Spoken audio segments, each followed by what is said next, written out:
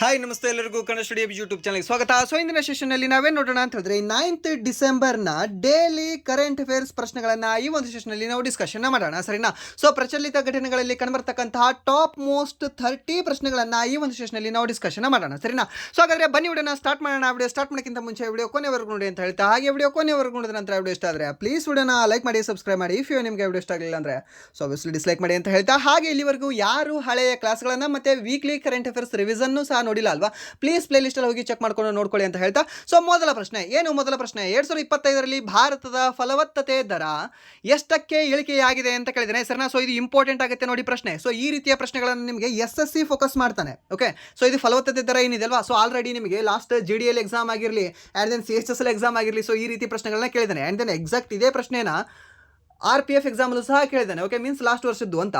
So option A 3.5%, option B 2.1 ಅಂತ ಹೇಳ್ತೀವಿ, option C ಈ ಒಂದು 1.9 ಅಂತ ಹೇಳ್ತೀವಿ, ಆ್ಯಂಡ್ ದೆನ್ ಈ ಒಂದು 1.8 ಅಂತ ಹೇಳ್ತೀವಿ, ಸರಿನಾ? ಸೊ ಈ ಒಂದು ಫಲವತ್ತತೆ ದರ ಎಷ್ಟಿದೆ ಒಂದು ನಮ್ಮ ಭಾರತದ್ದು ಪ್ರಸ್ತುತ ಅಂತ ಕೇಳಿದ್ರೆ ಈ 1.9 ಅಂತ ಹೇಳ್ತೀವಿ, ಸರಿನಾ? ಎಷ್ಟಿದೆ ಅಂದರೆ 1.9 ಎವರೇಜ್ ಆಗಿದೆ. ಎವರೇಜ್ 1.9 ಸರ್, ಹೇಗೆ ಸರ್ 1.9 ಆಗುತ್ತಾರೆ? ಇಲ್ಲ ಇದ್ರೆ 2 ಇರಬೇಕು, ಇಲ್ಲಾಂದರೆ ಇದ್ರೆ 1 ಇರಬೇಕಲ್ವಾ ವ್ಯಕ್ತಿಗಳು. ಸೊ ಅವರನ್ನ ಹೇಗೆ ನಾವು 9 ಅಂತ ಮಾಡ್ಬೋದು, ಪಾಯಿಂಟಲ್ಲಿ ಹೇಳ್ಬೋದು, ಸರಿನಾ? ಸೊ ಎವರೇಜ್ ಅಂತ. ಓಕೆ, ಆ್ಯಂಡ್ ದೆನ್ ನೆಕ್ಸ್ಟ್, ಭಾರತವು 2025ರಲ್ಲಿ ಎಷ್ಟು ಮಿಲಿಯನ್ ಟನ್ ಐತಿಹಾಸಿಕ ಆಹಾರ ಧಾನ್ಯ ಉತ್ಪಾದನೆಯನ್ನು ದಾಖಲಿಸಿದೆ ಅಂತ ಕೇಳಿದ್ದೇನೆ, ಸರಿನಾ? ಎಷ್ಟು ಮಿಲಿಯನ್ ಟನ್? ಈ ಎಷ್ಟು ಮಿಲಿಯನ್ ಟನ್ ಅಂತ ಹೇಳಿದ್ರೆ ಈ ಆಪ್ಷನ್ ಸಿ 357 ಮಿಲಿಯನ್ ಟನ್ ಅಂತ ಹೇಳ್ತೀವಿ, ಸರಿನಾ? ಎಷ್ಟು? 357 ಮಿಲಿಯನ್ ಟನ್ ಭಾರತವು 2025ರಲ್ಲಿ ಆಹಾರ ಧಾನ್ಯವನ್ನು ಉತ್ಪಾದನೆ ಮಾಡಿದೆ, ಸರಿನಾ? ಆ್ಯಂಡ್ ನೆಕ್ಸ್ಟ್ 60ನೇ ಅಖಿಲ ಭಾರತ DGP IGP ಸಮ್ಮೇಳನ 2025ರ ಮುಖ್ಯ ವಿಷಯ ಯಾವುದಾಗಿತ್ತು ಅಂತ ಕೇಳಿದ್ದೇನೆ, ಸರಿನಾ? ಯಾವುದಾಗಿತ್ತು ಇದರ ಒಂದು ಮುಖ್ಯ ವಿಷಯ? ಎಲ್ಲಿ ನಡೆದಿದೆ ಇದು? ಯಾವುದು DGP IGP ಸಮ್ಮೇಳನ? ಎಲ್ಲಿ? ಈ ಒಂದು ನವಿ ರಾಯ್ಪುರ್ ಅಂತ ಹೇಳ್ತೀವಿ. ಇದನ್ನು ಉದ್ಘಾಟನೆ ಮಾಡಿದವರು ಯಾರು? ಭಾರತದ ಪ್ರಧಾನಮಂತ್ರಿ ಅಂತ ಹೇಳ್ತೀವಿ, ಸರಿನಾ? ಸೊ ಇದರ ಒಂದು ಥೀಮ್ ಏನಾಗಿತ್ತು ಅಂತ ಕೇಳಿದ್ರೆ ಆಪ್ಷನ್ ಬಿ ವಿಕಸಿತ್ ಭಾರತ್ ಸುರಕ್ಷಿತ್ ಭಾರತ್ ಅಂತ ಹೇಳ್ತೀವಿ, ಸರಿನಾ? ಯಾವುದು? ವಿಕಸಿತ್ ಭಾರತ್ ಮತ್ತು ಸುರಕ್ಷಿತ್ ಭಾರತ. ಸೊ ಇದು ಸಹ ಇಂಪಾರ್ಟೆಂಟ್ ಆಗಿದೆ ಪ್ರಶ್ನೆ. ಸೊ ಬಾರ್ ಬರ್ತಾ ಇದೆ ಅಂದರೆ ಸೊ ಇದು ಇಂಪಾರ್ಟೆಂಟ್ ಆಗಿದೆ ಅಂತ ಅರ್ಥ. ಅದರ ಅರ್ಥ. ಆ್ಯಂಡ್ ನೆಕ್ಸ್ಟ್, ಸೈಬರ್ ವಂಚನೆಯನ್ನು ನಿಯಂತ್ರಿಸಲು ಎಲ್ಲ ಮೆಸೇಜಿಂಗ್ ಅಪ್ಲಿಕೇಶನ್ಗಳಿಗೆ ಪ್ರತಿ 6 ತಿಂಗಳಿಗೊಮ್ಮೆ ಯಾವ ನಿಯಮವನ್ನು ಕಡ್ಡಾಯಗೊಳಿಸಿದೆ ಅಂತ ಕೇಳಿದ್ದೇನೆ, ಸರಿನಾ? ಯಾವ ನಿಯಮ ಕಡ್ಡಾಯಗೊಳಿಸಿದೆ ಅಂತ ಕೇಳಿದ್ರೆ ಆಟೋ ಲಾಗೌಟ್ ರೀ. ಯಾವುದು? ಆಟೋ ಲಾಗೌಟ್ ಅಂತ ಹೇಳ್ತೀವಿ. ಸ್ವಯಂ ಲಾಗೌಟ್ ಆಗ್ತವೆ ಇನ್ನು ಮುಂದೆ ಎಲ್ಲ ಮೆಸೇಜಿಂಗ್ ಅಪ್ಲಿಕೇಶನ್ಗಳು. ಓಕೆ, ಸೊ ಅದಾದ ನಂತರ ಮತ್ತೆ ನೀವು ಅಪ್ಲಿಕೇಶನ್ನ ಲಾಗಿನ್ ಮಾಡ್ಕೊಳ್ಬೇಕು. ಸೊ ಯಾವುದೇ ಮೆಸೇಜಿಂಗ್ ಅಪ್ಲಿಕೇಶನ್ ಆಗಿರಲಿ. ಆ್ಯಂಡ್ ನೆಕ್ಸ್ಟ್, PM ಕಿಸಾನ್ ಯೋಜನೆಯ 21ನೇ ಕಂತು ಯಾವ ದಿನಾಂಕದಂದು ಬಿಡುಗಡೆ ಆಯಿತು ಅಂತ ಕೇಳಿದ್ದೇನೆ, ಸರಿನಾ? ಸೊ ಯಾವ ದಿನಾಂಕ ಅಂತ ಎಕ್ಸಾಕ್ಟ್ ನಿಮ್ಗೆ ಏನು ಕೇಳಲ್ಲ, ಬಟ್ ಇದು ಎಷ್ಟನೇ ಕಂತು ಅಂತ ಕೇಳ್ತಾನೆ. ಎಷ್ಟನೇ ಕಂತು ಅಂದರೆ 21ನೇ ಕಂತು. ಸೊ ಈ ರೀತಿ ಪ್ರಶ್ನೆಯನ್ನು ನಿಮಗೆ RRB ಫೋಕಸ್ ಮಾಡ್ತಾನೆ. SSC ಈ ಥರ ಕೇಳಲ್ಲ ನಿಮಗೆ ಪ್ರಶ್ನೆ. ಯಾವುದು ಅಂದರೆ ಈ ಒಂದು 21ನೇ ಕಂತಿತ್ತ 10ನೇ ಕಂತಿತ್ತ ಕೇಳಲ್ಲ, ಬಟ್ RRB ಫೋಕಸ್ ಮಾಡ್ತಾನೆ. ಸೊ ಎಷ್ಟನೇ ಕಂತಿತ್ತು, ಹೇಗಿತ್ತು, ಆ್ಯಂಡ್ ದೆನ್ ಮನ್ ಕಿ ಬಾತ್ ಎಷ್ಟನೇ ಒಂದು ಎಡಿಷನ್ ಆಗಿತ್ತು ಅಂತ, ಸರಿನಾ? ಸೊ ಇದು ಎಷ್ಟನೇ ಕಂತಾಗಿತ್ತು ಅಂದರೆ 21ನೇ ಕಂತಾಗಿತ್ತು. ಯಾವ ತಿಂಗಳಂದು ಬಿಡುಗಡೆ ಮಾಡಿದ್ದಾರೆ ಅಂದರೆ ಈ ನವೆಂಬರ್ 19, 2025 ಇದನ್ನು ಬಿಡುಗಡೆ ಮಾಡಿದ್ದಾರೆ. ಓಕೆ, ಆ್ಯಂಡ್ ನೆಕ್ಸ್ಟ್ 2025 ಅಕ್ಟೋಬರ್ ಅಂತ್ಯದ ವೇಳೆಗೆ ಅಟಲ್ ಪಿಂಚಣಿ ಯೋಜನೆ ಎಷ್ಟು ಕೋಟಿ ಚಂದಾದಾರರನ್ನು ತಲುಪಿದೆ ಅಂತ ಕೇಳಿದ್ರೆ, ಸರಿನಾ? ಎಷ್ಟು ಕೋಟಿ ಚಂದಾದಾರರನ್ನು ತಲುಪಿದೆ ಅಂತ ಕೇಳಿದ್ರೆ 8.34 ಕೋಟಿ ಅಂತ ಹೇಳಿದ್ವಿ, ಸರಿನಾ? ಎಷ್ಟು? 8.34 ಕೋಟಿಯನ್ನು ಇದು ತಲುಪಿದೆ. ಯಾವುದು? ಅಟಲ್ ಪಿಂಚಣಿ ಯೋಜನೆ ಅನ್ನೋದನ್ನ. ಓಕೆ, ಆ್ಯಂಡ್ ನೆಕ್ಸ್ಟ್ 7ನೇ ಪ್ರಶ್ನೆ, 2025ರಂತೆ ಭಾರತದ ಯಾವ ಶಕ್ತಿಯ ಪಳೆಯುಳಿಕೆ ಇಂಧನ ಸಾಮರ್ಥ್ಯವನ್ನು ಮೀರಿ ಮುನ್ನಡೆದಿದೆ ಅಂತ ಕೇಳಿದ್ದೇನೆ, ಸರಿನಾ? ಯಾವುದು? ಈ ರಿನ್ಯೂವಬಲ್ ಎನರ್ಜಿ. ಓಕೆ, ಯಾವುದು? ಈ ನವೀಕರಿಸಬಹುದಾದ ಶಕ್ತಿ ಅಂತ ಹೇಳ್ತೀವಿ, ಸರಿನಾ? ಸೊ ಇದು ಸಾಮರ್ಥ್ಯವನ್ನು ಮೀರಿ ಮುನ್ನಡೆದಿದೆ, ಮೀನ್ಸ್ ಇದು ಗುಡ್ ಸೈನ್ ನಮ್ಮ ಭಾರತಕ್ಕೆ, ಸರಿನಾ? ಆ್ಯಂಡ್ ನೆಕ್ಸ್ಟ್ 8ನೇ ಪ್ರಶ್ನೆ, ನಾಗರಿಕ ಕೇಂದ್ರಿತ ಆಡಳಿತವನ್ನು ಸಿಟಿಜನ್ ಸೆಂಟ್ರಿಕ್ ಗವರ್ನೆನ್ಸ್ ಸೂಚಿಸಲು ಪ್ರಧಾನಮಂತ್ರಿ ಕಚೇರಿ PMOಗೆ ನೀಡಿದ ಹೊಸ ಹೆಸರು ಯಾವುದು ಅಂತ ಕೇಳಿದ್ದೇನೆ. ಲೋಕಸೇವಾ ಕೇಂದ್ರ, ಸೇವಾ ತೀರ್ಥ, ಜನ ಆಶೀರ್ವಾದ, ಪ್ರಧಾನ ಭವನ, ಸರಿನಾ? ಸೊ ಹೆಸರು ಬದಲಾವಣೆ ಮಾಡೋದಲ್ಲ, ದೇಶ ಉದ್ಧಾರ ಮಾಡಬೇಕು. ಸೊ ಏನು? ಈ ಸೇವಾ ತೀರ್ಥ ಅಂತ ಹೇಳ್ತೀವಿ. ಯಾವುದು? ಸೇವಾ ತೀರ್ಥ. ಇನ್ನು ಮುಂದೆ ತೀರ್ಥವನ್ನು ಸಹ ಬಿಡ್ತಾರೆ ಅಲ್ಲಿ ಅಂತ. ಎಲ್ಲಿ? ಪ್ರಧಾನಮಂತ್ರಿ ಆಫೀಸಲ್ಲಿ, PMO ಆಫೀಸಲ್ಲಿ. ಆ್ಯಂಡ್ ನೆಕ್ಸ್ಟ್, ನೀತಿ ಆಯೋಗ ಮತ್ತು CII ಚೌಕಟ್ಟಿನಡಿ ಮಾನ್ಯತೆ ಪಡೆದ ಭಾರತದ ಮೊದಲ ಜಲ ಸಕಾರಾತ್ಮಕ ವಿಮಾನ ನಿಲ್ದಾಣ ಯಾವುದು ಅಂತ ಕೇಳಿದ್ದೇನೆ, ಸರಿನಾ? ಸೊ ಇದು ಇಂಪಾರ್ಟೆಂಟ್ ಆಗುತ್ತೆ ನೋಡಿ. ಇದು ನಿಮಗೆ SSC, RRB ಮತ್ತು ನಿಮ್ಮ ಯಾವುದು ಬರುತ್ತೆ ಎಕ್ಸಾಮ್, ಸುಪ್ರೀಂ ಕೋರ್ಟ್ ಎಕ್ಸಾಮ್ ಆಗಿರಲಿ, ಆ್ಯಂಡ್ ದೆನ್ ವೇರಿಯಸ್ ಯಾವುದೇ ಎಕ್ಸಾಮ್ ಆಗಿರಲಿ, ಈ ಕ್ವಶನ್ ಇಂಪಾರ್ಟೆಂಟ್ ಆಗುತ್ತೆ ನೋಡಿ ನಿಮಗೆ. ಯಾಕಂದರೆ ಕೇಳ್ತಾನೆ ಅಲ್ಲೆಲ್ಲವೂ ಸಹ ಈ ಟಾಪಿಕ್ ಮೇಲೆ ಕೇಳಿದಾನೆ ಪ್ರಶ್ನೆ. ಮೀನ್ಸ್ ಏರ್ಪೋರ್ಟ್ ಅಂತ ಬಂದರೆ ಸೊ ಯಾವುದಾಗುತ್ತೆ ಇದಕ್ಕೆ ಸರಿಯಾದ ಉತ್ತರ? ಈ ದೆಹಲಿ ಏರ್ಪೋರ್ಟ್ ಅಂತ ಹೇಳ್ತೀವಿ, ಇಂದಿರಾ ಗಾಂಧಿ ಏರ್ಪೋರ್ಟ್ ಅಂತ ಹೇಳ್ತೀವಿ, ಸರಿನಾ? ಇಂದಿರಾ ಗಾಂಧಿ ಇಂಟರ್ನ್ಯಾಷನಲ್ ಏರ್ಪೋರ್ಟ್ ಅಂತ ಹೇಳ್ತೀವಿ. ಇದನ್ನು ಸಹ ನೆನ್ಪಿಟ್ಕೊಳ್ಳಿ. Okay, and then next, October 2025ರಲ್ಲಿ ಭಾರತದ ಕೈಗಾರಿಕಾ ಬೆಳವಣಿಗೆ ನಿಧಾನಗತಿಯು ಎಷ್ಟು ಶೇಕಡಾವನ್ನು ದಾಖಲಿಸಿದೆ ಅಂತ ಕೇಳಿದಾನೆ. ಎಷ್ಟು ಶೇಕಡಾವನ್ನು ದಾಖಲಿಸಿದೆ ಹೇಳ್ಬೋದಾ ಇದಕ್ಕೆ? ಎಷ್ಟು ಅಂತಂದರೆ 0.4%. ಓಕೆ, ಪ್ಲಸ್ ದಾಖಲಿಸಿದೆ, ಪ್ಲಸ್ 0.4% ಅಂತ ಹೇಳ್ತೀವಿ, ಸರಿನಾ? ಸೊ ನೆನ್ಪಿಟ್ಕೊಳ್ಳಿ, ಕೇಳಬಹುದು ನಿಮಗೆ. ಆ್ಯಂಡ್ ದೆನ್ ನೆಕ್ಸ್ಟ್, ಇಸ್ರೋ ಯಾವ ಕಂಪನಿಯಿಂದ ಅಭಿವೃದ್ಧಿಪಡಿಸಿದ ಖಾಸಗಿ ಸಂಚರಣ ಶ್ರೇಷ್ಠತಾ ಕೇಂದ್ರವನ್ನು ತಿರುವನಂತಪುರಂದಲ್ಲಿ ಉದ್ಘಾಟಿಸಿದೆ ಅಂತ ಕೇಳಿದ್ದಾನೆ. ಯಾವುದು? ಆಪ್ಷನ್ ಸಿ ಅನಂತ್ ಟೆಕ್ನಾಲಜೀಸ್ ಇಂದ ಇದು ತಗೊಂಡಿದ್ದಾರೆ. ಓಕೆ, ಯಾವುದು ಅನಂತ್ ಟೆಕ್ನಾಲಜೀಸ್ ಅಂತ ಹೇಳ್ತೀವಿ. ಸೊ ಇದಕ್ಕೆ ಸರಿಯಾದ ಉತ್ತರ ಆಪ್ಷನ್ ಸಿ ಅಂತ ಹೇಳ್ತೀವಿ. ಆ್ಯಂಡ್ ನೆಕ್ಸ್ಟ್ ಪ್ರಶ್ನೆ, PM ಸ್ವನಿಧಿ ಯೋಜನೆಯಡಿ ಬೀದಿ ವ್ಯಾಪಾರಿಗಳಿಗೆ ನೀಡಲಾಗಿರುವ ಹೊಸ UPI ಲಿಂಕ್ಡ್ ರೂಪೇ ಕ್ರೆಡಿಟ್ ಕಾರ್ಡ್ನ ಮಿತಿ ಎಷ್ಟು ಅಂತ ಕೇಳಿದ್ದಾನೆ. ಎಷ್ಟಾಗಿದೆ ಇದರ ಒಂದು ಮಿತಿ? ಇದರ ಮಿತಿ ಎಷ್ಟಾಗಿದೆ ಅಂದರೆ 30,000 ಆಗಿದೆ. ಸರ್ ನೆನ್ಪಿಟ್ಕೊಳ್ಳಿ, 10,000 ಅಂತ ನೀವು ಆಲ್ರೆಡಿ ಹೇಳ್ತೀರಾ. ಓಕೆ, ಯಾಕಂದರೆ ಇದು PM ಸ್ವನಿಧಿ ಯೋಜನೆಯಲ್ಲಿ ಎಷ್ಟು ಸಾಲ ನೀಡ್ತಾರೆ ಅಂತ ಕೇಳಿದ್ರೆ 10,000 ನೀಡ್ತಾರೆ. ಸರಿನಾ? ಮತ್ತೆ ಅದು ಏನಾದರೂ ಒಂದು ವರ್ಷದಲ್ಲಿ ಕಟ್ಟದ ಅಂತಂದರೆ ಅವನಿಗೆ ಅಡಿಷನಲಿ ನೀಡ್ತಾರೆ.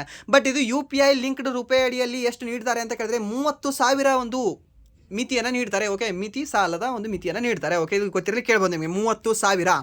ಆ್ಯಂಡ್ ನೆಕ್ಸ್ಟ್, ನಾಗ್ಪುರದ ವಿಶ್ವವಿದ್ಯಾಲಯದ 102 ವರ್ಷಗಳ ಇತಿಹಾಸದಲ್ಲಿ ಮೊದಲ ಮಹಿಳಾ ಉಪಕುಲಪತಿಯಾಗಿ ನೇಮಕಗೊಂಡ ಡಾಕ್ಟರ್ ಮನಾಲಿ ಕ್ಷೀರಸಾಗರ್ ಅವರ ಪರಿಣಿತಿಯ ಕ್ಷೇತ್ರ ಯಾವುದು ಅಂತ ಕೇಳಿದ್ದೇನೆ. ಸರ್ನ ಇದು ಇಂಪಾರ್ಟೆಂಟ್ ಆಗುತ್ತೆ. ಹೌದು ಸರ್, ಇಂಪಾರ್ಟೆಂಟ್ ಆಗುತ್ತೆ. ಅವ್ರ ಹೆಸರು ಇಂಪಾರ್ಟೆಂಟ್ ಆಗುತ್ತೆ ಫಸ್ಟ್. ಸೆಕೆಂಡ್ ಯಾರು ಅಂತಂದರೆ ಅವರ ಒಂದು ಕ್ಷೇತ್ರ ಇಂಪಾರ್ಟೆಂಟ್ ಆಗುತ್ತೆ. ಯಾವುದು? ಕಂಪ್ಯೂಟರ್ ಸೈನ್ಸ್ ಮತ್ತು ಹಣಕಾಸಿನ ಕ್ಷೇತ್ರದಲ್ಲಿ ಅವರು ಅತಿ ಪರಿಣಿತಿಯನ್ನು ಹೊಂದಿದ್ದಾರೆ. ಯಾರು? ಈ ಮನಾಲಿ ಅವರು, ಮನಾಲಿ ಕ್ಷೀರಸಾಗರ್ ಮತ್ತು ಅಂತ ಹೇಳ್ತೀವಿ. ಓಕೆ, ನೆಕ್ಸ್ಟ್, ಭಾರತವು ಯಾವ ವರ್ಷದಿಂದ ಜಾರಿಗೆ ಬರುವಂತೆ 2022-23 ಹೊಸ GDP ಮೂಲ ವರ್ಷವಾಗಿ ಘೋಷಿಸಿದೆ ಅಂತ ಕೇಳಿದಾನೆ. ಹೆಸರನ್ನ ಯಾವ ಒಂದು ವರ್ಷ ಅಂತ ಕೇಳಿದ್ರೆ ಈ ಫೆಬ್ರವರಿ 2026ರಿಂದ ಇದು ಜಾರಿಗೆ ಬರುವಂತೆ ಘೋಷಣೆ ಮಾಡಿದ್ದಾರೆ. ಹೆಸರನ್ನ ಯಾವಾಗ? ಈ ಫೆಬ್ರವರಿ 2026 ಅಂತ ಹೇಳ್ತೀವಿ. ಆ್ಯಂಡ್ ನೆಕ್ಸ್ಟ್ ಪ್ರಶ್ನೆ, ಹೊಸ ಅಬಕಾರಿ ಮತ್ತು ಸೆಸ್ ಮಸೂದೆಗಳಿಂದ ಬರುವ ಆದಾಯವನ್ನು ಸರ್ಕಾರವು ಯಾವ ನಿಧಿಗಳನ್ನು ಬಳಸಲು ಉದ್ದೇಶಿಸಿದೆ ಅಂತ ಕೇಳಿದಾನೆ. ಸರಿನಾ? ಸೊ ಯಾವುದು? ಸೊ ಅದಕ್ಕೆ ಸರಿಯಾದ ಉತ್ತರ ಆಪ್ಷನ್ ಬಿ ಅಂತ ಹೇಳ್ತೀವಿ. ಯಾವುದು? ಆರೋಗ್ಯ ರಕ್ಷಣೆ ಮತ್ತು ರಾಷ್ಟ್ರೀಯ ಭದ್ರತಾ ನಿಧಿಯನ್ನ ಈ ಒಂದು ಬಲಪಡಿಸಲು ಸೆಸ್ ಮಸೂದೆಗಳಿಂದ ಬರುವ ಆದಾಯವನ್ನು ಸರ್ಕಾರ ಬಳಸಲು ಉದ್ದೇಶಿಸಿದೆ. ಓಕೆ, ಆ್ಯಂಡ್ ನೆಕ್ಸ್ಟ್ ಪ್ರಶ್ನೆ, 16ನೇ ಪ್ರಶ್ನೆ, ಇಂಡಿಯಾ AI ಮಿಷನ್ ಅಡಿಯಲ್ಲಿ 10,300 ಕೋಟಿ ಹೂಡಿಕೆಯೊಂದಿಗೆ ಪ್ರಾದೇಶಿಕ AI ಸಮ್ಮೇಳನವನ್ನು ಎಲ್ಲಿ ಆಯೋಜಿಸಲಾಗಿತ್ತು? ಸೊ ಇದು ಎಲ್ಲಿ ಅಂತಂದರೆ ಈ ಒಂದು ಶಿಲಾಂಗಲ್ಲಿ ಆಯೋಜಿಸಲಾಗಿತ್ತು. ಆ್ಯಂಡ್ ನೆಕ್ಸ್ಟ್, ಪಾಕಿಸ್ತಾನದ ಇತ್ತೀಚೆಗೆ ರಚಿಸಲಾದ chief of defence forces. Okay, ನಮ್ಮಲ್ಲಿ ಆದರೆ ಚೀಫ್ ಆಫ್ ಡಿಫೆನ್ಸ್ ಸರ್ವಿಸ್ ಅಂತ ಹೇಳ್ತೀವಿ, CDS ಅಂತ ಇದೆ. ಬಟ್ ಅಲ್ಲಿ ಏನಿದೆ ಅಂದರೆ CDF ಅಂತ ಇದೆ. ಸೊ ಇದರ ಒಂದು ಮೊದಲ ಹುದ್ದೆಗೆ ಆಯ್ಕೆಯಾಗಿರ್ತಕ್ಕಂಥ ವ್ಯಕ್ತಿ ಯಾರು ಅಂತ ಕೇಳಿದಾನೆ. ಸರಿನಾ? ಯಾರು? ಇದೇ ಹುಚ್ಚ. ಯಾರು? ಈ ಆಸಿಮ್ ಮುನೀರ್ ಅಂತ ಹೇಳ್ತೀವಿ. ಸರಿನಾ? ಸೊ ಭಾರತವನ್ನು ಇಲ್ಲ ಆಗಿಸ್ತೀನಿ, ಹಾಗೆ ಮಾಡ್ತೀನಿ, ಹೀಗೆ ಮಾಡ್ತೀನಿ ಅಂತ ಹೇಳಿರ್ತಕ್ಕಂಥ ಹುಚ್ಚ ಇದೆ ನೋಡಿ. ಯಾರು ಅಂದರೆ ಆಸಿಮ್ ಮುನೀರ್ ಅಂತ ಹೇಳ್ತೀವಿ. ಸರಿನಾ? ಇದನ್ನು ಹೆಸರು ನೆನ್ಪಿಟ್ಕೊಳ್ಳಿ, ಫೀಲ್ಡ್ ಮಾರ್ಷಲ್ ಆಸಿಮ್ ಮುನೀರ್ ಅಂತ ಹೇಳ್ತೀವಿ. ಸೊ ಈತ ಮೊದಲ ಪಾಕಿಸ್ತಾನದ CDF ಆಗಿದ್ದಾನೆ, ಚೀಫ್ ಆಫ್ ಡಿಫೆನ್ಸ್ ಫೋರ್ಸಸ್ ಅಂತ ಹೇಳ್ತೀವಿ. ಸರಿನಾ? ಇದು ನೆನ್ಪಿಟ್ಕೊಳ್ಳಿ, ಕೇಳ್ಬೋದು ನಿಮಗೆ. ಸೊ ಇದು ಮೋಸ್ಟ್ ಇಂಪಾರ್ಟೆಂಟ್ ಪ್ರಶ್ನೆ ಆಗುತ್ತೆ, ಯಾಕೆಂದರೆ ನಮ್ಮ ಮಿತ್ರ ದೇಶ ಅಲ್ವಾ ಇವರು, ಪಾಕಿಸ್ತಾನದವರು. ಸೊ ಅದಕ್ಕೆ ಕೇಳ್ತಾರೆ. ಆ್ಯಂಡ್ ನೆಕ್ಸ್ಟ್ 18ನೇ ಪ್ರಶ್ನೆ, ಬ್ರೆಂಡನ್ ನೆಲ್ಸನ್ ಅವರನ್ನು ಭಾರತದ ಯಾವ ಜಾಗತಿಕ ಬ್ಯಾಂಕ್ನ ಶಾಶ್ವತ ಅಧ್ಯಕ್ಷರನ್ನಾಗಿ ನೇಮಕ ಮಾಡಲಾಗಿದೆ ಅಂತ ಕೇಳಿದ್ದೇನೆ. ಹೆಸರನ್ನ ಯಾರು? ಈ ಬ್ರೆಂಡನ್ ನೆಲ್ಸನ್ ಯಾವದ ಒಂದು ಸಂಸ್ಥೆಯ ಅಧ್ಯಕ್ಷರಾಗಿ ನೇಮಕ ಆಗಿದ್ದಾರೆ? ಯಾವುದು? HSBC ಅಂತ ಹೇಳ್ತೀವಿ. ಯಾವುದು? HSBC bank. ಮೊದಲ ATM ಬಿಡುಗಡೆ ಮಾಡಿರ್ತಕ್ಕಂಥ ಬ್ಯಾಂಕ್ ಇದೆ ಅಲ್ವಾ, HSBC ಬ್ಯಾಂಕ್. ಆ್ಯಂಡ್ ನೆಕ್ಸ್ಟ್, ಭಾರತದ ಯಾವ 2 ನಗರಗಳಲ್ಲಿ ಭಾರತ್ ಟ್ಯಾಕ್ಸಿ ಸಹಕಾರಿ ಸಂಸ್ಥೆಯ ಶೂನ್ಯ ಕಮಿಷನ್ ಮತ್ತು ನೋ ಸರ್ಜ್ ಮಾದರಿಯ ಪ್ರಾಯೋಗಿಕ ಸೇವೆ ಆರಂಭವಾಗಿದೆ ಅಂತ ಕೇಳಿದ್ರೆ ಹೆಸರನ್ನ ಯಾವುದು ಅಂತ ಕೇಳಿದ್ರೆ ಈ ದೆಹಲಿ ಮತ್ತು ಗುಜರಾತ್ ಅಂತ ಹೇಳ್ತೀವಿ. ಯಾವುದು? ದೆಹಲಿ ಮತ್ತು ಗುಜರಾತಲ್ಲಿ ಇದು ಆರಂಭವಾಗಿದೆ. ಆ್ಯಂಡ್ ನೆಕ್ಸ್ಟ್, ಯುನೆಸ್ಕೋದ ಅಮೂರ್ತ ಸಾಂಸ್ಕೃತಿಕ ಪರಂಪರೆಯ ಅಧಿವೇಶನದ 20ನೇ ಆವೃತ್ತಿಯನ್ನು ಎಲ್ಲಿ ಆಯೋಜಿಸಲಾಗಿತ್ತು ಅಂತ ಕೇಳಿದ್ರೆ ಹೆಸರನ್ನ ಇದನ್ನು ಆಯೋಜನೆ ಎಲ್ಲಿ ಮಾಡಲಾಗಿತ್ತು ಅಂತ ಕೇಳಿದ್ರೆ ಇದಕ್ಕೆ ಸರಿಯಾದ ಉತ್ತರ ಆಪ್ಷನ್ ಬಿ, ನವದೆಹಲಿ ಕೆಂಪು ಕೋಟೆ ಅಂತ ಹೇಳ್ತೀವಿ. ಸರ್ ಅದಕ್ಕೆ ಸರಿಯಾದ ಉತ್ತರ ಯಾವುದಂದ್ರೆ ಆಪ್ಷನ್ ಬಿ, ನವದೆಹಲಿ. ಎಲ್ಲಿ ಅಂತಂದರೆ ಕೆಂಪು ಕೋಟೆ ಅಂತ ಹೇಳ್ತೀವಿ. ಆ್ಯಂಡ್ ನೆಕ್ಸ್ಟ್, ಸಂಚಾರ ಸಾರಥಿ. ಅದು ಸಂಚಾರ ಸಾರಥಿ ಆಗಬೇಕಾಯಿತು, ಸ್ವಲ್ಪ ಟೈಪಿಂಗ್ ಮಿಸ್ಟೇಕ್. ಸೊ ಅದು ಸಮಾಚಾರ ಸಾರಥಿ ಆಗಿದೆ. ಸೊ ಸಂಚಾರ ಸಾರಥಿ ಡಿಜಿಟಲ್ ಉಪಕ್ರಮವನ್ನು ಯಾವ ವಲಯಗಳ ಡಿಜಿಟಲೀಕರಣಕ್ಕಾಗಿ ಪ್ರಾರಂಭಿಸಲಾಯಿತು ಅಂತ ಕೇಳಿದ್ರೆ ಸರ್ ಅದಕ್ಕೆ ಸರಿಯಾದ ಉತ್ತರ ಯಾವುದು ಅಂದರೆ ಸಹಕಾರಿ ಮತ್ತು ಗ್ರಾಮೀಣ ಬ್ಯಾಂಕಿಂಗ್ ವಲಯ ಅಂತ ಹೇಳ್ತೀವಿ. ಸರ್ನ ಯಾವುದು? ಸಹಕಾರಿ ಮತ್ತು ಗ್ರಾಮೀಣ ಬ್ಯಾಂಕಿಂಗ್ ವಲಯಕ್ಕೆ ಸಹಾಯ ಆಗಲಿ ಅಂತ ಈ ಒಂದು ಸಂಚಾರ ಸಾರಥಿ ಡಿಜಿಟಲ್ ಉಪಕ್ರಮವನ್ನು ಪ್ರಾರಂಭ ಮಾಡಿದೆ ನಮ್ಮ ಭಾರತ ಸರ್ಕಾರ. ಆ್ಯಂಡ್ ನೆಕ್ಸ್ಟ್, ODIಗಳಲ್ಲಿ ಅತಿ ಹೆಚ್ಚು ಸಿಕ್ಸರ್ಗಳನ್ನು ಬಾರಿಸಿ ವಿಶ್ವ ದಾಖಲೆ ಮಾಡಿದ ಭಾರತದ ಮೊದಲ ಕ್ರಿಕೆಟಿಗ ಯಾರು ಅಂತ ಕೇಳಿದರೆ ಸರಿಯಾದ ಉತ್ತರ ಯಾವುದು ಅಂದರೆ ರೋಹಿತ್ ಶರ್ಮಾ ಅಂತ ಹೇಳ್ತೀವಿ. ಸರ್ನ ದ ಹಿಟ್ ಮ್ಯಾನ್ ಅಂತ ಹೇಳ್ತೀವಿ. ಸೊ ಇದಕ್ಕಿಂತ ಮುಂಚೆ ಇದು ದಾಖಲೆ ಯಾರ ಹೆಸರಲ್ಲಿತ್ತು? ಶಾಹಿದ್ ಅಫ್ರಿ ಅಂತ ಹೇಳ್ತೀವಿ. ಸರ್ನ ಯಾರು? ಶಾಹಿದ್ ಅಫ್ರಿದಿ. ಯಾವ ದೇಶದವರಾಗಿದ್ದಾರೆ ಇವರು? ಶಾಹಿದ್ ಅಫ್ರಿದಿ ಅವರು ಇದೇ ಮುನೀರ್ ದೇಶದವರು, ಮೀನ್ಸ್ ಪಾಕಿಸ್ತಾನ ದೇಶದವರಾಗಿದ್ದಾರೆ. ಸೊ ಇವರು ಬ್ಯಾಟ್ಸ್ಮನ್ ಆಗಿದ್ರು. And then Shaheen Afridi, so ಅವರು ಪ್ರಸ್ತುತ ಬಾಲರ್ ಆಗಿದ್ದಾರೆ, ಪಾಕಿಸ್ತಾನದ bowler. Okay, and then next, Sachin Tendulkar ಅವರ 49 ಶತಕಗಳ ದಾಖಲೆಯನ್ನು ಮೀರಿ 52ನೇ ODI ಶತಕ ಗಳಿಸಿದ ಆಟಗಾರ ಯಾರು? 52 ಅಲ್ರಿ, ಇವಾಗ ಆಲ್ರೆಡಿ 53ನೇ ಶತಕ ಸಹ ಹೊಡೆದಿದ್ದಾರೆ. ಯಾರು? ನಮ್ಮ ವಿರಾಟ್ ಕೊಹ್ಲಿ ಅವರು. ಯಾರು? ವಿರಾಟ್ ಕೊಹ್ಲಿ ಅವರು ಅಂತ ಹೇಳ್ತೀವಿ ಸರ್ನ. ಸೊ ಒಂದೇ ಒಂದು ಮಾದರಿಯಲ್ಲಿ ಅತಿ ಹೆಚ್ಚು ಶತಕಗಳನ್ನು ಬಾರಿಸಿರ್ತಕ್ಕಂಥ ಏಕೈಕ ವ್ಯಕ್ತಿ ಯಾರು ಅಂದರೆ ಇದೇ ಒಂದು ವಿರಾಟ್ ಕೊಹ್ಲಿ ಸರ್ನ. ಯಾವುದರಲ್ಲಿ? ODIಯಲ್ಲಿ ಇಲ್ಲಿವರೆಗೆ ODI ಆಗಿರಲಿ, T20 ಆಗಿರಲಿ, ಅಂದರೆ ಟೆಸ್ಟ್ ಆಗಿರಲಿ, ಒಂದೇ ಒಂದು ಮಾದರಿಯಲ್ಲಿ ಅತಿ ಹೆಚ್ಚು ಶತಕಗಳನ್ನು ಹೊಡೆದವರು ಯಾರಾಗಿದ್ರು ಅಂತಂದರೆ ಈ ಒಂದು ಯಾರು? ಸಚಿನ್ ತೆಂಡೂಲ್ಕರ್ ಆಗಿದ್ರು. ಎಷ್ಟು ಅಂತಾರೆ? 51 ಶತಕವನ್ನು ಹೊಡೆದಿದ್ರು. But for the first time ನಮ್ಮ ವಿರಾಟ್ ಕೊಹ್ಲಿ ಏನಿದಾರಲ್ವಾ 53 ಶತಕಗಳನ್ನು ಹೊಡೆದುಬಿಟ್ಟಿದ್ದಾರೆ ನೋಡಿ. ಮೊನ್ನೆ ಸೌತ್ ಆಫ್ರಿಕಾ ವಿರುದ್ಧನೇ 2 ಶತಕಗಳನ್ನು ಹೊಡೆದುಬಿಟ್ಟಿದ್ದಾರೆ. ಓಕೆ, ಇದನ್ನು ಸಹ ನೆನ್ಪಿಟ್ಕೊಳ್ಳಿ. And then next, PNB Punjab National ಬ್ಯಾಂಕ್ನ ಮೊದಲ ಮಹಿಳಾ ಬ್ರ್ಯಾಂಡ್ ಅಂಬಾಸಿಡರ್ ಆಗಿ ಯಾರು ನೇಮಕಗೊಂಡಿದ್ದಾರೆ ಅಂತ ಕೇಳಿದರೆ ಸರ್ನ ಯಾರು? ಸ್ಮೃತಿ ಮಂದಾನ ಅವರು, ಆ್ಯಂಡ್ ದೆನ್ ಹರ್ಮನ್ಪ್ರೀತ್ ಕೌರ್ ಅವರು, ಆ್ಯಂಡ್ ದೆನ್ ಮಿತಾಲಿ ರಾಜ್ ಅವರು, ಆ್ಯಂಡ್ ದೆನ್ ಶಫಾಲಿ ವರ್ಮಾ ಅವರು. ಸೊ ಅದಕ್ಕೆ ಸರಿಯಾದ ಉತ್ತರ ಯಾವುದಾಗುತ್ತೆ? ಈ ಹರ್ಮನ್ಪ್ರೀತ್ ಕೌರ್ ಅವರು ಅಂತ ಹೇಳ್ತೀವಿ ಸರ್ನ. ಯಾರು? ಈ ಹರ್ಮನ್ಪ್ರೀತ್ ಕೌರ್ ಅವರು. ಆ್ಯಂಡ್ ದೆನ್ ಶಫಾಲಿ ವರ್ಮಾ ಅವರು ಈ ನಮ್ಮ ಒನ್ ಡೇ ವರ್ಲ್ಡ್ ಕಪ್ ಗೆದ್ವಲ್ವ ನಾವು, ಮಹಿಳಾ ಒನ್ ಡೇ ವರ್ಲ್ಡ್ ಕಪ್ನ. ಸೊ ಅದರಲ್ಲಿ ಲಾಸ್ಟ್ ಮ್ಯಾಚಲ್ಲಿ, ಫೈನಲ್ ಮ್ಯಾಚಲ್ಲಿ ಮ್ಯಾನ್ ಆಫ್ ದ ಮ್ಯಾಚ್ ಪಡೆದುಕೊಂಡಿರ್ತಕ್ಕಂಥ ವ್ಯಕ್ತಿ ಯಾರು ಅಂದರೆ ಇದೇ ಶಫಾಲಿ ವರ್ಮಾ ಅವರು ಅಲ್ವಾ? ಸೊ ಇದನ್ನ ನೆನ್ಪಿಟ್ಕೊಳ್ಳಿ. ಲಾಸ್ಟ್ 2 ಮ್ಯಾಚ್ ಆಡಿದ್ರು ಸಹ ಒಂದು ಮ್ಯಾಚಲ್ಲಿ ಇವರು ಮ್ಯಾನ್ ಆಫ್ ದ ಮ್ಯಾಚ್ ಆಗಿದ್ದಾರೆ. ಯಾರು? ಶಫಾಲಿ ವರ್ಮಾ ಅವರು. ಆ್ಯಂಡ್ ದೆನ್ ಸ್ಮೃತಿ ಮಂದಾನ ಅವರು. ಸೊ ಇವರು ನಮ್ಮ ಭಾರತ ತಂಡದ ವೈಸ್ ಕ್ಯಾಪ್ಟನ್ ಆಗಿದ್ದಾರೆ. ಓಕೆ. ಆ್ಯಂಡ್ ನೆಕ್ಸ್ಟ್ 25ನೇ ಪ್ರಶ್ನೆ. T20 ಕ್ರಿಕೆಟ್ನಲ್ಲಿ 600 ವಿಕೆಟ್ಗಳನ್ನು ಪಡೆದ ವಿಶ್ವದ ಮೊದಲ ಬೌಲರ್ ಎಂಬ ಮೈಲಿಗಲ್ಲನ್ನು ಸಾಧಿಸಿದ ವೆಸ್ಟ್ ಇಂಡೀಸ್ ಆಟಗಾರ ಯಾರು ಅಂತ ಕೇಳಿದರೆ ಸರ್ನ. ಸೊ ಯಾರಾಗಿದ್ದಾರೆ ಇದಕ್ಕೆ? ಡ್ವೇನ್ ಬ್ರಾವೋ ಅವರು, ಆಂಡ್ರೆ ರಸಲ್ ಅವರು, ಸುನಿಲ್ ನರೇನ್ ಅವರು. ಆ್ಯಂಡ್ ನೆಕ್ಸ್ಟ್ ಈ ಕೈರನ್ ಪೋಲಾರ್ಡ್ ಅಂತ ಹೇಳ್ತೀವಿ. ಸೊ ಅದಕ್ಕೆ ಸರಿಯಾದ ಉತ್ತರ ಯಾವುದಾಗುತ್ತೆ? ಈ ಡ್ವೇನ್ ಬ್ರಾವೋ ಅಂತ ಹೇಳ್ತೀವಿ ಸರ್ನ. ಯಾರು? ಡ್ವೇನ್ ಬ್ರಾವೋ ಅವರು ಏನಿದಾರಲ್ವಾ, 600 ವಿಕೆಟ್ಗಳನ್ನು ಪಡೆದಿರ್ತಕ್ಕಂತಹ ಮೊದಲ ಬೌಲರ್ ಆಗಿದ್ದಾರೆ. ಯಾವುದರಲ್ಲಿ? T20 ಕ್ರಿಕೆಟಲ್ಲಿ. ಸೊ ಇವರ ದಾಖಲೆಯನ್ನು ಯಾರಾದರೂ ಮುರಿಬಹುದಾ ಸರ್? ಆಗಲ್ಲ ಅಂತ ಹೇಳ್ಬೇಡಿ. ರಶೀದ್ ಖಾನ್ ಅವರು ಏನಿದಾರಲ್ಲ, ರಶೀದ್ ಖಾನ್. ಸೊ ಅವರು ಈ ಒಂದು ದಾಖಲೆಯನ್ನು ಮುರಿಬಹುದು ನೋಡಿ, ಸರಿನಾ? ಸೊ ಅವರು ಸಹ ಸಾಕಷ್ಟು ವಿಕೆಟ್ಗಳನ್ನು ತಗೊಂಡಿದ್ದಾರೆ. ಯಾವ ಒಂದು ಫಾರ್ಮೆಟಲ್ಲಿ ಅಂದರೆ T20 ಫಾರ್ಮೆಟಲ್ಲಿ. ಓಕೆ. ಸೊ ಸಹ ಗೊತ್ತಿರಲಿ ನಿಮಗೆ. ಆ್ಯಂಡ್ ನೆಕ್ಸ್ಟ್ ಭಾರತವು ಯುನೆಸ್ಕೋ ಎಕ್ಸಿಕ್ಯೂಟಿವ್ ಬೋರ್ಡ್ಗೆ ಯಾವ ಅವಧಿಗೆ ಮರು ಆಯ್ಕೆಯಾಗಿದೆ ಅಂತ ಕೇಳಿದ್ರೆ ಸರ್ನ. ಯಾವ ಅವಧಿಗೆ ಮರು ಆಯ್ಕೆಯಾಗಿದೆ ಅಂತ ಕೇಳಿದ್ರೆ 2025ರಿಂದ 29ರ ಅವಧಿಗೆ ಅದು ಮರು ಆಯ್ಕೆಯಾಗಿದೆ. ಯಾವುದು? ನಮ್ಮ ಭಾರತ ಅಂತ ಹೇಳ್ತೀವಿ. ಯಾವ ದೇಶ? ನಮ್ಮ ಭಾರತ ದೇಶ. ಆ್ಯಂಡ್ ನೆಕ್ಸ್ಟ್ ಪ್ರಶ್ನೆ. ರಷ್ಯಾ ಭಾರತಕ್ಕೆ ಯಾವ ರೀತಿಯ ಮಿಲಿಟರಿ ತಂತ್ರಜ್ಞಾನಗಳ ನವೀಕರಣದಲ್ಲಿ ಸಹಕರಿಸಲು ಒಪ್ಪಂದಕ್ಕೆ ಸಹಿ ಹಾಕಿದೆ ಅಂತ ಕೇಳಿದ್ರೆ ಸರ್ನ. ಯಾವ ರೀತಿಯ ತಂತ್ರಜ್ಞಾನದಲ್ಲಿ? ಯಾವುದೇ ರೀತಿಯ ತಂತ್ರಜ್ಞಾನ ಹೇಳ್ಬೋದಾ? ಯಾವುದು? ನಮ್ಮ S-400 ರೀ. S-400 ಆಗಿರಲಿ, ಆ್ಯಂಡ್ ದೆನ್ ಒಂದು ಸುಖೋಯ್ ಆಗಿರಲಿ, ಈ ಒಂದು Su-30 MKI ಅಪ್ಗ್ರೇಡ್ಸಲ್ಲಿ ಸಹಾಯ ಮಾಡ್ತೀನಿ. ಈ ಒಂದು ಟೆಕ್ನಾಲಜಿಯನ್ನು ನಮಗೆ ಭಾರತಕ್ಕೆ ಕೊಡ್ತೀನಿ ಅಂತ ಹೇಳಿದೆ. ಯಾವ ದೇಶ? ಇದೇ ಒಂದು ರಷ್ಯಾ ದೇಶ ಅಂತ ಹೇಳ್ತೀವಿ. ಸೊ ರೀಸೆಂಟಾಗಿ ನಮ್ಮ ಪುಟಿನ್ ಅವರು ಸಹ ನಮ್ಮ ಭಾರತ ದೇಶಕ್ಕೆ ಬಂದಿದ್ದರು. ಎಲ್ಲಿ? ದೆಹಲಿಗೆ. ಆ್ಯಂಡ್ ನೆಕ್ಸ್ಟ್ RBI 2025ರ ಆರ್ಥಿಕ ವರ್ಷಕ್ಕೆ ಫೈನಾನ್ಷಿಯಲ್ ಇಯರ್ 2026ಗೆ ಭಾರತದ GDP ಬೆಳವಣಿಗೆಯ ಮುನ್ಸೂಚನೆಯನ್ನು ಎಷ್ಟು ಶೇಕಡಾಕ್ಕೆ ಹೆಚ್ಚಿಸಿದೆ ಅಂತ ಕೇಳಿದ್ರೆ ಸರ್ನ. ಎಷ್ಟು ಶೇಕಡಾಕ್ಕೆ ಹೆಚ್ಚಿಸಿದೆ ಅಂತ ಕೇಳಿದ್ರೆ 7.3% ಅಂತ ಹೇಳ್ತೀವಿ. ಎಷ್ಟು? 7.3%ಗೆ ಹೆಚ್ಚಿಸಿದೆ.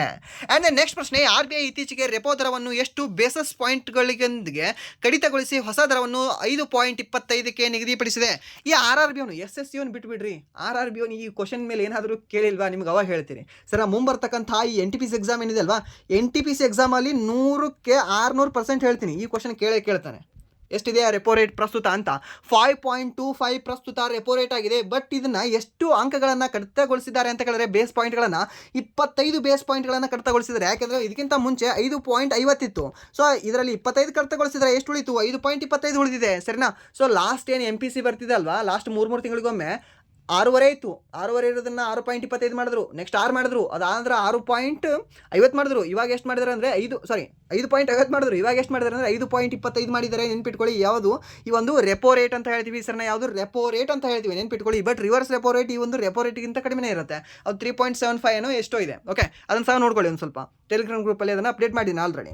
ಆ್ಯಂಡ್ ನೆಕ್ಸ್ಟ್ ಈ ಒಂದು ಕ್ಲಾಸಿನ ಕೊನೆಯ ಪ್ರಶ್ನೆ ಏನಿದೆ ಅಂತ ಕೇಳಿದ್ರೆ, ಈ ಒಂದು ಫಿನೋ ಪೇಮೆಂಟ್ಸ್ ಬ್ಯಾಂಕ್ ಯಾವ ಸ್ಥಾನಮಾನವನ್ನು ಪಡೆಯುವ ಮೂಲಕ RBIನಿಂದ ಅನುಮೋದನೆ ಪಡೆದ ಮೊದಲ ಪಾವತಿ ಬ್ಯಾಂಕ್ ಆಗಿದೆ ಅಂತ ಕೇಳಿದ್ದಾನೆ? ಯಾವ ಬ್ಯಾಂಕ್? ಕೋಆಪರೇಟಿವ್ ಬ್ಯಾಂಕ್, ಸಣ್ಣ ಹಣಕಾಸು ಬ್ಯಾಂಕ್, ವಾಣಿಜ್ಯ ಬ್ಯಾಂಕ್ ಮತ್ತು ಪ್ರಾದೇಶಿಕ ಗ್ರಾಮೀಣ ಬ್ಯಾಂಕ್ ಅಂತ ಕೊಟ್ಟಿದ್ದಾನೆ. ಸೊ ಅದಕ್ಕೆ ಸರಿಯಾದ ಉತ್ತರ ಯಾವುದಾಗುತ್ತೆ? ಆಪ್ಷನ್ ಬಿ, ಸಣ್ಣ ಹಣಕಾಸು ಬ್ಯಾಂಕ್ ಅಂತ ಹೇಳ್ತೀವಿ. ಸ್ಮಾಲ್ ಫೈನಾನ್ಸ್ ಬ್ಯಾಂಕ್ ಅಂತ ಇದಕ್ಕೆ ಸರಿಯಾದ ಉತ್ತರ ಅಂತ ಹೇಳ್ತೀವಿ ಸರಿನಾ. ಸೊ ಇದಾಗಿತ್ತು ಇಲ್ಲಿವರೆಗೆ 9th December daily current affairs ಭಾಗವಾಗಿರ್ತಕ್ಕಂಥ ಟಾಪ್ 30 ಕರೆಂಟ್ ಅಫೇರ್ಸ್ನ ಪ್ರಶ್ನೆಗಳು. ಸೊ ಇಲ್ಲಿವರೆಗೂ ವಿಡಿಯೋ ನೋಡೋದಕ್ಕಾಗಿ ಫಸ್ಟ್ ಆಫ್ ಆಲ್ ಧನ್ಯವಾದಗಳು. ಹಾಗೆ ಇಲ್ಲಿವರೆಗೂ ವಿಡಿಯೋ ನೋಡಿ ನಿಮಗೆ ಏನಾದರೂ ವಿಡಿಯೋ ಇಷ್ಟ ಆಗಿದ್ರೆ ಪ್ಲೀಸ್ ವಿಡಿಯೋನ ಲೈಕ್ ಮಾಡಿ, ಸಬ್ಸ್ಕ್ರೈಬ್ ಮಾಡಿ. ಇಫ್ ನಿಮಗೆ ವಿಡಿಯೋ ಇಷ್ಟ ಆಗಿಲ್ಲ ಅಂದರೆ ಆಬ್ವಿಯಸ್ಲಿ ಡಿಸ್ಲೈಕ್ ಮಾಡಿ ಅಂತ ಹೇಳ್ತಾ ವಿಡಿಯೋನ ಇಲ್ಲಿಗೆ ಎಂಡ್ ಮಾಡ್ತಾ ಇದ್ದೀನಿ. Once again thank you so much. ಹಾಗೆ ಇಲ್ಲಿವರೆಗೂ ಯಾರು ಹಳೆಯ ಕರೆಂಟ್ ಅಫೇರ್ಸ್ ಕ್ಲಾಸ್ಗಳನ್ನು ನೋಡ್ಕೊಂಡಿಲ್ಲ ಅಲ್ವಾ, and then weekly current affairs ಕ್ಲಾಸನ್ನು ನೋಡ್ಕೊಂಡಿಲ್ಲ ಅಲ್ವಾ, ಪ್ಲೀಸ್ ಪ್ಲೇಲಿಸ್ಟಲ್ಲಿ ಹೋಗಿ ಒಂದ್ಸರಿ ಚೆಕ್ ಮಾಡ್ಕೊಂಡು ನೋಡ್ಕೊಳ್ಳಿ.